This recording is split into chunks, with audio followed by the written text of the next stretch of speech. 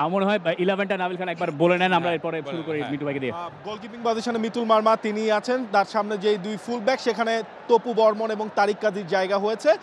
Centre back হিসেবে full back হিসেবে জায়ান এবং সাদউদ্দিন তাদেরকে রাখা হয়েছে। মিডফিল্ড যেই পজিশনটা সেই জায়গায় হামজা, সমিত, মোরসালিন এবং সিনিয়র সোহেল রানা, এবং তাদের ঠিক সামনে ফরওয়ার্ড পজিশনে রাকিব এবং ফাহিম।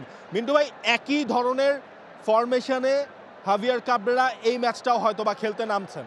হ্যাঁ, যদি আমরা দেখবো যখন স্টার্ট করবে ম্যাচটা, কিক অফের পরপরই বোঝা যাবে অ্যাকচুয়ালি এটা কি ডায়মন্ড 4-4-2 ডায়মন্ড মিডফিল্ড অর হচ্ছে 4-2-3-1। কারণ এটা করা যায়, যেমন Morsalin he has that capability to play on the right flank area also. Okay, তাহলে ফাহিম লেফট ফ্ল্যাঙ্ক এরিয়াতে এবং টপে হচ্ছে রাকিব, তার পিছনে হচ্ছে শামিদ সোম, আর মাঝখানে সেন্ট্রাল মিডফিল্ড পজিশনে হামজা এবং হচ্ছে সোহেল রানা।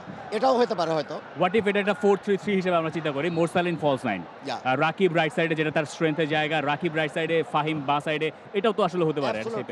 তার ওখানে মোরসালিন যদি নাম্বার 9 পজিশনে থাকে, কারণ ওর সেই কোয়ালিটি আছে নিচে ড্রপ করে লিঙ্ক আপ করার জন্য, তাহলে এটা পজিশনটা সোয়াপ হতে পারে। শামিদ সোমের সঙ্গে তার পজিশন কখনো কখনো সোয়াপ করতে পারে সে। তাহলে ম্যাচে অ্যাকচুয়ালি ফরমেশন কিন্তু একটা এমন একটা বিষয় যেটা হচ্ছে যে ম্যাচের সঙ্গে সঙ্গে কিন্তু ডিফারেন্ট ফরমেশনে কিন্তু সোয়াপ করে always from the beginning to last পর্যন্ত। এখন দেখার বিষয় হচ্ছে যে ইন্ডিয়ার যে স্টার্টিং 11 সেটার সঙ্গে অ্যাকচুয়ালি আমাদের এটা কিভাবে ডিল করে। আমি একটু অ্যাড করতে চাই, হামজার রোলটা কি হবে? ডু ইউ সি লাইক ও আরো বেশি ইনভলভড ইন অ্যাটাক? কারণ আমরা দেখছি যে আসলে ফুল সব মাঠে পুরো জায়গায় খেলতে, এটা আসলে ডিপেন্ড করছে বাংলাদেশ কতখানি প্রেসারে পড়ছে। বাংলাদেশ যদি প্রেসারে কম পড়ে হামজা তাহলে সামনের দিকে আরেকটু ইজিলি অপারেট করতে পারবেন। কিন্তু হামজার আগের ম্যাচে যদি দেখেন আপনি, হামজা শুরু করেছিলেন নিচে, যখন দেখলেন যে গোল খেয়েই গেছে বাদ দেই সামনে চলে যাই, তখন আবার আরেক সিনারিও বুঝে আমরা হামজাকে আসলে অপারেট করতে দেখবো হয়তো। I just want to agree with that. Yeah, I mean, you see him in the game, the last game, how he was pressing, even in the last moments when there was nothing to be won there. He was chasing the ball down. So it does depend on the scenario of the game where he would play. And I think with his experience and the head that he has on his shoulders, it's going to be up to him where he finds it.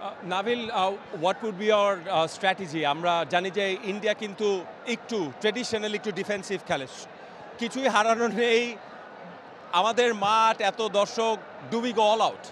মানে একদিক থেকে যদি আপনি চিন্তা করেন, ইন্ডিয়ার defensive solidity কিন্তু রয়েছে এবং ওই জায়গায় তারা চাইবে বাংলাদেশকে মিডফিল্ডে ব্লক করতে, যেহেতু বাংলাদেশের মিডফিল্ডে আপনার হামজা, সমিত তারা আসলে রয়েছে। ওই জায়গায় আপনার ট্রানজিশনে বাংলাদেশের ভালো করতে হবে এবং বাংলাদেশ যখন কাউন্টারগুলো যখন লঞ্চ করবে সেইটার জন্য একটা প্রপার ফিনিশিং যেন বাংলাদেশ পায়। আচ্ছা, একটু রিফাতের কাছে আসি। ইন্ডিয়া ভেরি ইনএক্সপিরিয়েন্সড, বাট তারপরে আমাদের এই সুযোগ আছে ম্যাচটা জেতা। ডাজন্ট রিয়েলি ম্যাটার তারা কোন সাইড ফিল করছে। I know your favourite topic, your favourite player, বলে ফেলেন। শামিদ সোম। আমার কাছে মনে হয় আজকের এই ম্যাচটাতে খুবই ইম্পর্টেন্ট আছে শামিদ সোম। এটা কেন আমার কাছে মনে হচ্ছে? আমার কাছে মনে হচ্ছে যে হামজাকে নিয়ে ইন্ডিয়া ভালোই চিন্তা ভাবনা করেছে এবং ম্যাচের আগের দিন যতগুলো প্রশ্ন এসছে খালিদ জামিলের কাছে, তার সবগুলো ছিল হামজা কেন্দ্রিক, যে হামজা আছে এই দলে কি হবে না হবে।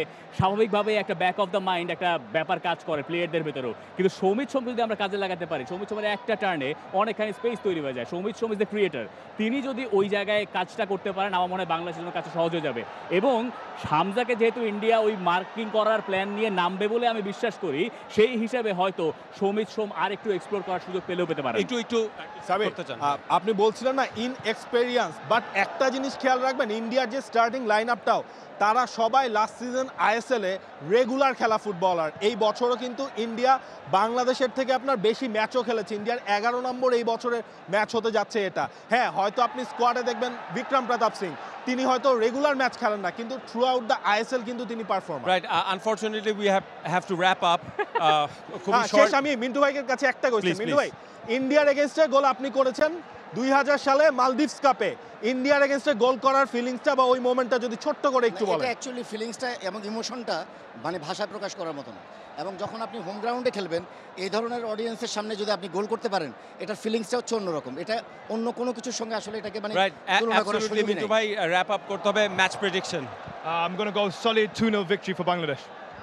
I think Bangladesh will win 2-1. 2-1? Draw. Nil, draw? Draw, 1-1, 2-2. 1-1 draw. 2-0 Bangladesh.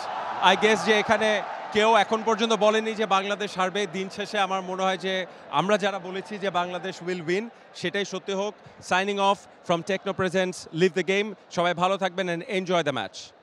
For more updates, subscribe to our YouTube channel and click on the bell icon. Follow us on Facebook and Instagram.